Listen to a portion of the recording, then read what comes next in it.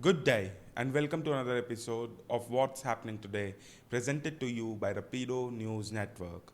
In our first story, we will discuss the recent killing of 19 children in an elementary school in Texas. Next, we will talk about the gubernatorial GOP primaries in the state of Georgia, where former President Mr. Donald Trump made it a point to defeat the incumbent Secretary of State of Georgia, that is Mr. Raffensperger, and incumbent Governor Mr. Brian Kemp. Post that, we will discuss the support that the US is providing to Taiwan to avert the possibility of China invading it. And in our final story, we will talk about the Russian Ukrainian conflict. So let's get started.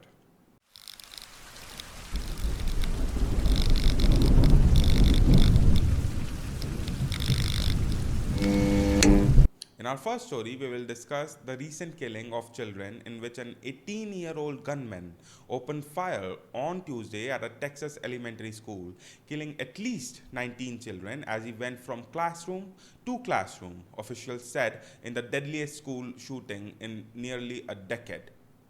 The attacker was killed by law enforcement. The death toll also included 2 adults, authorities said. Governor Greg Abbott said that one of the 2 adults to be killed was a teacher. The assault at Robb Elementary School in the heavily Latino town of Uvalde was the deadliest shooting at the US school since a gunman killed 20 children and 6 adults at Sandy Hook Elementary School in Newtown, Connecticut in December 2012. Hours after the attack, families were still awaiting a word on their children. Now, in our next story on the landslide victory that represented a resounding rebuke of former President Mr. Donald Trump, Governor Brian Kemp of Georgia won the Republican nomination for a second term on Tuesday, turning back a Trump-fueled primary challenge and delivering the former president his biggest electoral setback of the 2022 primaries. Mr. Trump had made defeating Mr. Kemp and his allies a top priority, seeking retribution for the decision by the governor and his Secretary of State, Mr. Brad Raffensperger, to certify the 2020 elections in Georgia. Mr. Trump personally recruited former Senator David Perdue to run for the governor, and his endorsement against Mr. Raffensperger was one of the earliest post his term as the President of the United States. Now, in our next story, the Biden administration has accelerated its effort to reshape Taiwan's defense system as it projects a more robust American military response in the region to try to deter a potential attack by the Chinese military, according to the current US officials. Russia's war in Ukraine has made American and Taiwanese officials acutely aware that an autocrat can order an invasion of a neighboring territory at any moment. But it has also shown how a small military can hold out against a seemingly powerful foe.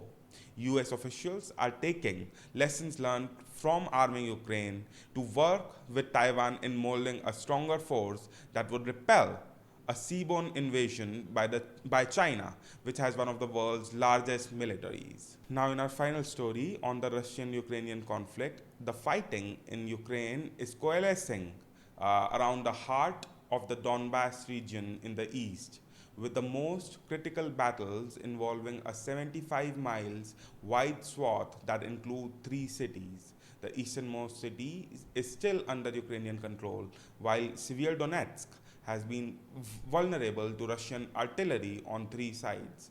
Vast areas of the city have been destroyed, and civilians have no electricity or running water.